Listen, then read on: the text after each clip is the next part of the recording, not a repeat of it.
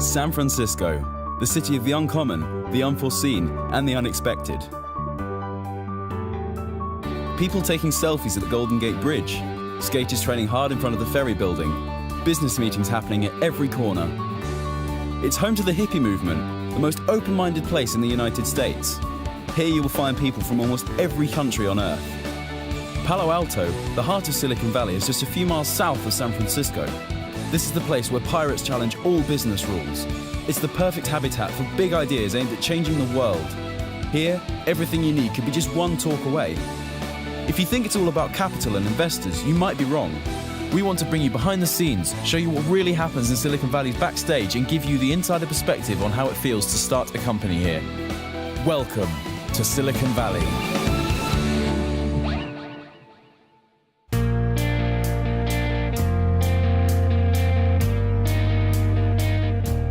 To discover how Silicon Valley really works, we interviewed a diverse group of people in the Bay Area. Founders who just started working their ideas, serial entrepreneurs, and investors. Near the Golden Gate Bridge, we met Jeremy, one of our friends who lives here. While heading to San Francisco for a city tour, he told us what he loves about his job.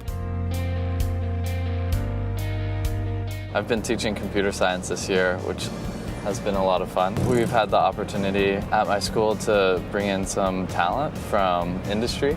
Like there's a guy from Salesforce and Yammer and Apple and Twitter who all come and actually co-teach a class with me. They come in a couple times a week and teach computer science to students who otherwise wouldn't have the opportunity in a public school. It's pretty cool to have top executives teaching you how to code in high school. Why are so many people flying over from everywhere in the world to build their company here? We stopped by Runway, a well-known incubator in town, to ask people like Justin, who moved here to create Birdie, an innovative smoke detector successfully funded on Indiegogo.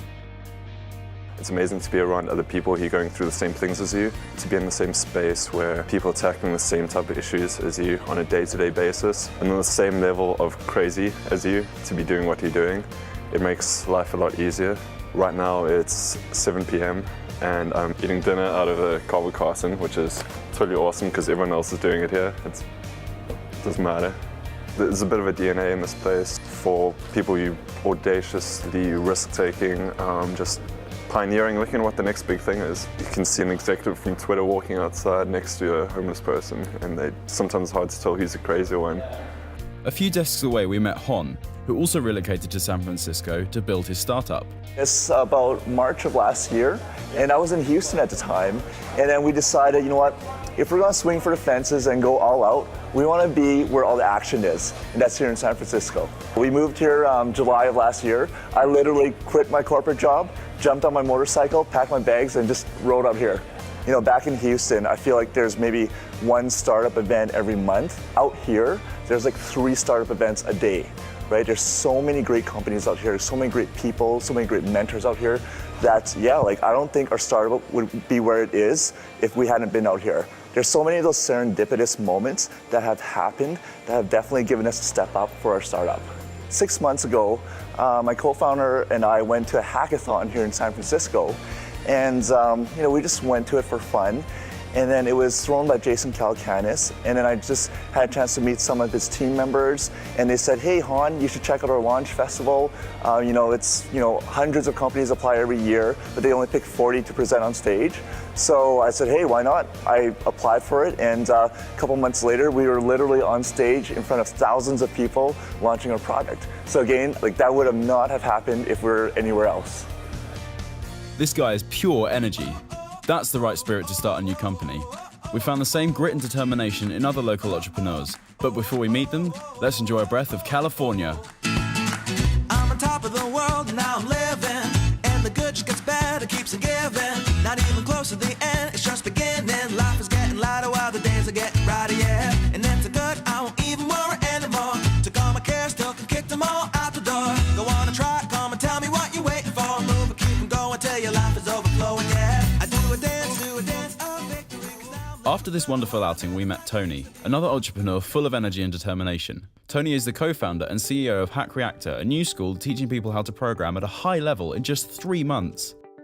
You get so emotionally attached to what you're doing and who you're doing it with. Sometimes you end up here at 1 or 2 in the morning working with a student just because you want to make sure they get it, and you're going over something a third or fourth time and they have that aha moment, but now it's 2 in the morning, both of you are exhausted.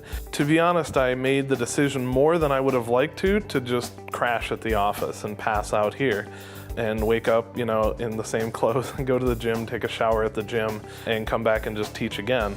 I didn't go home and spend a night in my room for something like 3 months at one point. And none of the other founders were either. We were all just fully invested in working here, helping the students, and really living the experience of being around the people that we think we're having an impact on.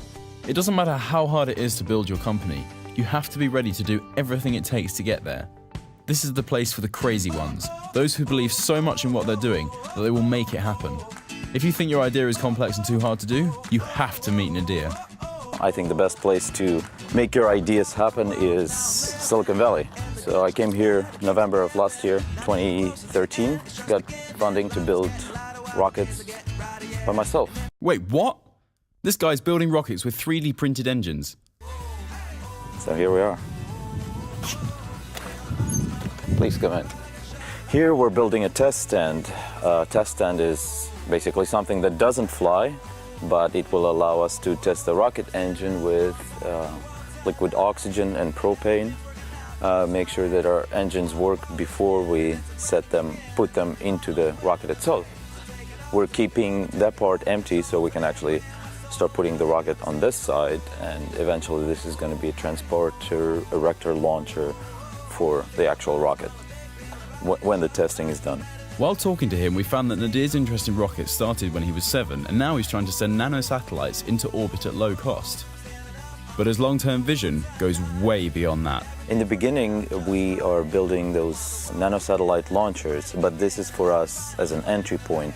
Obviously, we want to go larger. The next thing would be a space station for small nanosatellites, so anybody can dock, use our power, use our communications, and all they have to concentrate is conducting their experiments. The ultimate goal is actually a working base on the moon, because all kinds of experimentation that is not allowed on Earth will be allowed on moon, or at least nobody will stop you, such as nuclear rocket engines, which are really dirty and nobody will want them here. But it's okay for moon, and it's a great launching point for the rest of the solar system. I started on this, I was really scared, and I thought, if I won't do it, who's going to do it? There are not too many people crazy enough as myself. Maybe 5, maybe 10 in the whole world. Wow, that sounds pretty ambitious, doesn't it? But why the Valley? Nadir comes from Russia, and it took him a lot of effort to relocate to California. Investors will not look down on you if you are in a t-shirt versus that you're in a business suit. You don't have to be a 50-year-old professional to start a company. You can be a 20-year-old dreamer. If mankind was some kind of a simple organism and it just started becoming conscious, Silicon Valley would be its nerve center that will eventually become a brain. That's how I feel about it. Nadir has crystal clear ideas about what to do with his company. Maybe this is one of the reasons why Tim Draper decided to support him. Tim is one of the most well-known investors here, and he recently founded Draper University, a new school that teaches people how to turn their passion into successful companies. After a beautiful car ride to San Mateo, we had a quick chat with Charlie, program manager at Draper University, about what really makes Silicon Valley such an amazing startup paradise. I come from New York, a place where I really see finance being the main driver. The economy's over there. When you graduate university, people go after those jobs. They're safe. But when you come to Silicon Valley, the energy that exists here, it's intoxicating. And it's because you're not sitting behind a desk from 9 to 5. You're going after what you want to go after. And it is about meritocracy. Do you have an idea? Can you do it? Can you put together the right team? Anybody is going to listen to you. It doesn't matter if you're 16 years old, or if you're 35, or if you're 70 years old. If you can do that, people will listen to you. And we really see that through passionate people. That's what I love about this place. It's that we can put all these different people, no matter where you're from, how old you are, into the same room. They can talk to each other because they all know that at the end of the day, they can go after whatever they want, and they're not chained to anything. They're just going to follow their hearts. It doesn't matter if your name is Jeremy, Hon or Nadir, not even what you wear or what car you drive. Here in the Valley, the only things that matter are what you want to do and how you are doing it. How Jeremy has successfully invited top executives to co-teach coding classes with him, or how Nadir made his dream of building rockets a reality are just some of the examples of how the local mindset and supportive attitude could make the difference between something you believe is impossible and making it happen.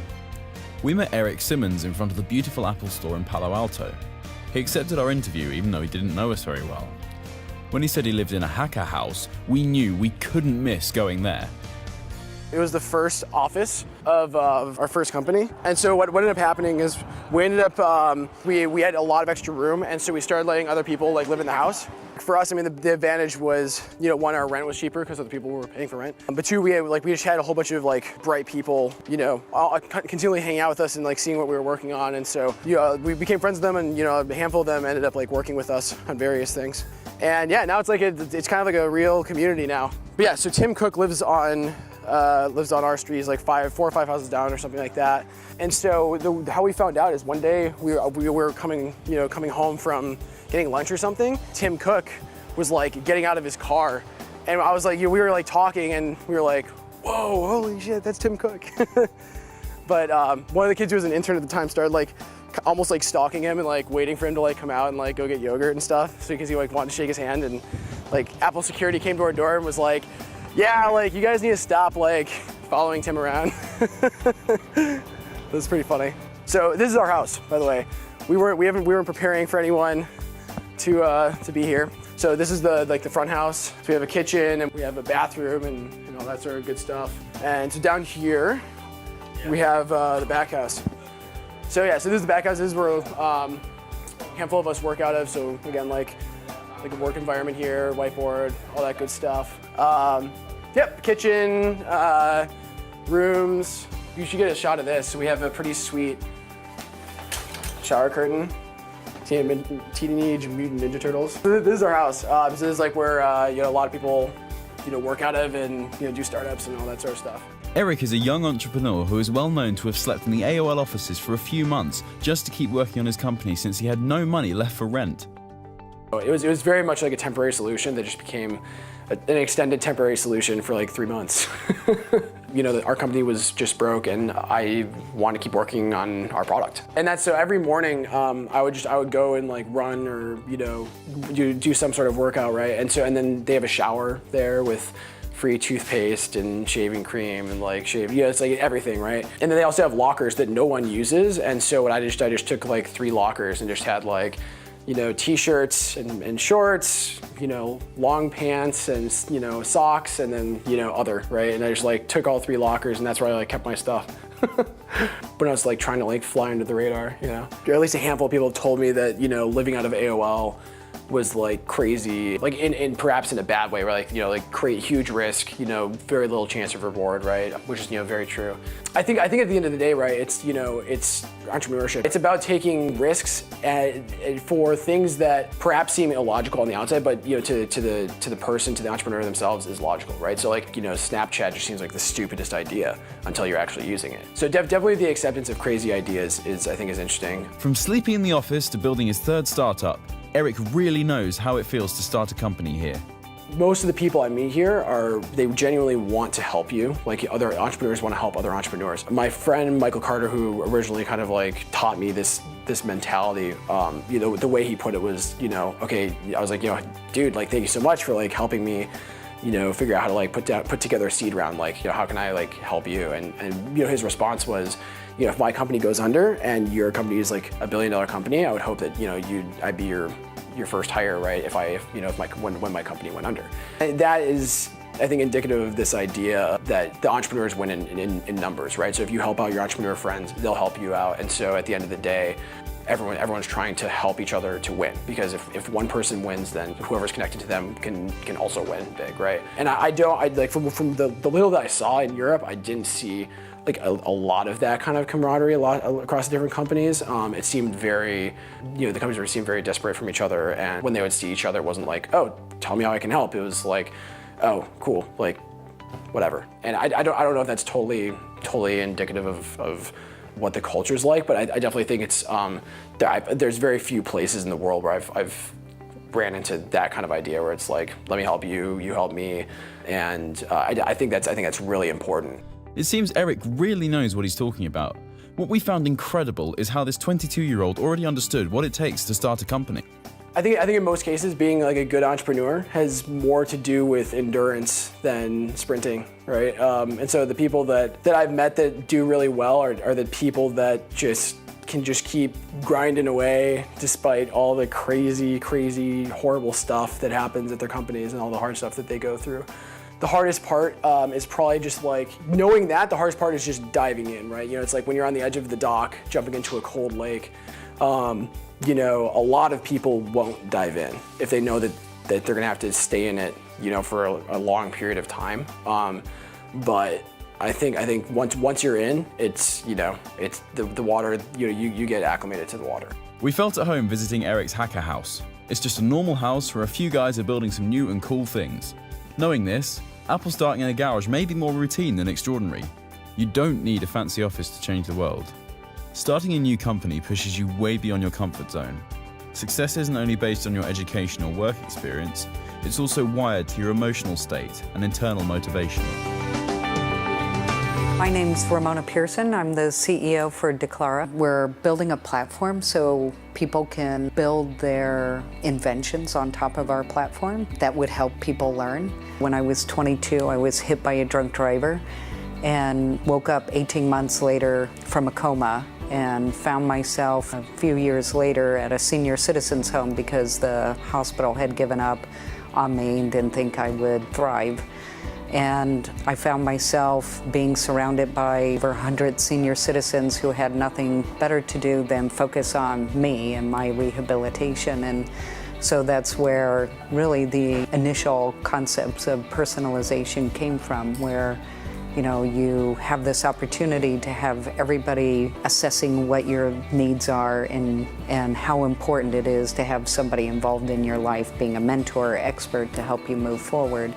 So if it wasn't for those senior citizens, I wouldn't be here today. And it's been really a motivation in how we think about the architecture of our platform. When you think of entrepreneurship, there's a sense of risk-taking that you have to be able to take. And we have to help young people have this intuition to be able to trust themselves and to be okay taking risks. Eric's risk-taking attitude, Ramona's internal drive and determination, those are some of the most common characteristics of the entrepreneurs we've met here. And the more we dive into the heart of Silicon Valley, the more we notice them. If you're willing to take risks and want to build something important, you might really change the world. We met Danielle, a young scientist who has dedicated her life to technology and research. She went to college at 12 and started a plasma physics PhD at Princeton at 17. What we're trying to do is to make it possible for renewable energy to power 100% of a given electrical grid, and to do so economically. Danielle has been working for several years on a compressed air energy storage technology. If you think it's impossible, tell that to Vinod Khosla, Peter Thiel, and Bill Gates, who have invested $43 million in her company. The huge advantages of our technology is that it uses components that are found in diesel gensets, found in automotive engines. There are plants available at such immense scale that you don't need that many of them to match the entire amount of electricity being added to the grid every year. A standard automotive line puts out about 1,600 engines per day. That's about 40 gigawatts per plant. So if you had 5 of those, it would match the 200 gigawatts of electrical power added to the grid every year. You could power the world with that. We hope that it'll be the technology necessary to actually transform the world 100% to renewables. Obviously, that doesn't happen alone, but this was the missing link, so we hope to provide that. This technology required huge investments with no returns for many years, the kind of investments only Silicon Valley can provide. We talked to Michael, whose VC firm invests in high-growth companies. He has been advising fast-growing startups for 2 decades and wrote the bestseller book, Finding the Next Starbucks. I think what makes the Silicon Valley VC unique is really, it's not about the capital. It's really about how do you help the entrepreneur bring his idea or her idea to life. And it's everything that goes along with that. So whether it's the network and relationships, or whether it's ideas, the VC's role here is to help that entrepreneur be successful. But why are people here investing in such risky technologies? Well, I think one of the key aspects that the venture capitalists in Silicon Valley promote is really the idea of risk-taking and the idea of it's okay to fail. A lot of places, people look at if a company that has to change its business plan or has to even close its business as being, the worst thing that ever happened.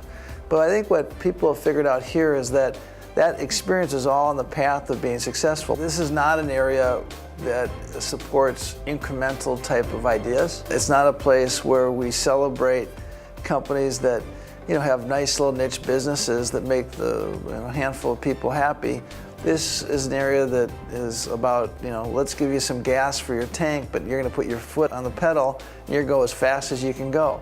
Not just entrepreneurs, but investors here are also willing to dive in. They jump out of the plane together, believing they can build a parachute on the way down. Silicon Valley really supports big ideas that can change the world and push humanity forward. It's important not to forget that all this technology, capital, and talent should be focused on solving the biggest challenges facing society today. Liquidity is a company based in the Bay Area that is now working on a new technology that could solve water supply problems just a few years from now. Victor is one of the founders. What this technology is for the first time, at extremely low cost, about a penny a day, you can actually get pharmaceutical grade water for next to nothing, using no chemicals, no electricity, and no pressure. I think the motivation that inspires companies like Liquidity, as well as all the countless people trying to build these great startups, has to come from inside. It's an intrinsic motivation. It's a desire to try to build something great, to try to create a dramatic impact in the world. And that really is, if you look at human life, if you look at the things that really matter, there's only a few things that really, really matter to human life. And clean water happens to be one of them. I think the last several years with this great wave of companies in social media has been fantastic. But my deep, deep hope is that it's the practice round. I think if I look at the millennial generation, and they've really gone on, very deep into entrepreneurship, and they've gotten very excited about this. But you look at the really big problems in the world, and my hope is that the last few years was a practice round for the really big stuff. You think about hunger, water, shelter, basic levels of reducing poverty around the world. I was in Hong Kong recently, and people asked a successful entrepreneur what he felt was the #1 obstacle to entrepreneurship in Hong Kong, because Hong Kong is a great economic capital, but not known as much for being an entrepreneurial capital. And it was interesting because the people asking the question were expecting an answer. They were expecting him to say, well, we need more, initiatives. We need more government funding of research and incubators. And you know what he said? One word. He said parents. He said the parents were the single biggest obstacle to building entrepreneurship in Hong Kong. And what he meant is that every time a young person wanted to start a company, they couldn't get permission from their parents to do it. The parents would say, well, go work in an investment bank or go work in a trading house. And if you think about that, if the #1 biggest thing is parents, then that means it's all in here. And we've been putting all of our efforts on trying to do other things, but ultimately it's a cultural change process. So if you're trying to build ecosystems, you've got to change the wiring in the human mind. When people think of Silicon Valley, and you ask the people here, this place like this, and you say, what is Silicon Valley? And they'll tell you, in some way or other, they'll say the same thing, which is, it's actually not a place at all. It's a state of mind. And so if states of mind are fundamentally what cause places like this to emerge, then how do you recreate states of mind everywhere else? Because you never know where it's going to come from. Changing states of mind drives macro-scale economic development and creates jobs and lifts people out of poverty. That's revolutionary. It's actually radical. And that, I think the need for that message to get out to people that are leading systems, leading governments, leading our communities is critical, because that's the future. Silicon Valley is not just a place, it's a state of mind. You feel it talking to people, sitting in a cafe, looking into someone's eyes. You know you can trust them. You know you can make it happen. The energy you get is limitless. But the true secret is that wherever you go, you can bring the Silicon Valley spirit with you. Its energy is contagious and will never leave you. You don't have to be there to build something meaningful. You don't have to be there to be successful. If you're in a city where there's no access to capital, there's no access to incubators, there's no access to co-working spaces, guess what? You're like 99% of the rest of the world. Fly into Silicon Valley, attend to some events, meet a bunch of people, grow your network, learn from everyone, go back home and get to work. If you want to start a business, go freaking make it happen. If your city doesn't help you, Start thinking outside the box. Be the pirate of your ecosystem. The real Silicon Valley is something inside you. If you start shaping your behavior, if you start to be open and helpful, if you start thinking big, you will influence those who surround you. Welcome behind the scenes of Silicon Valley. Welcome to the mindset that allows you to change the world.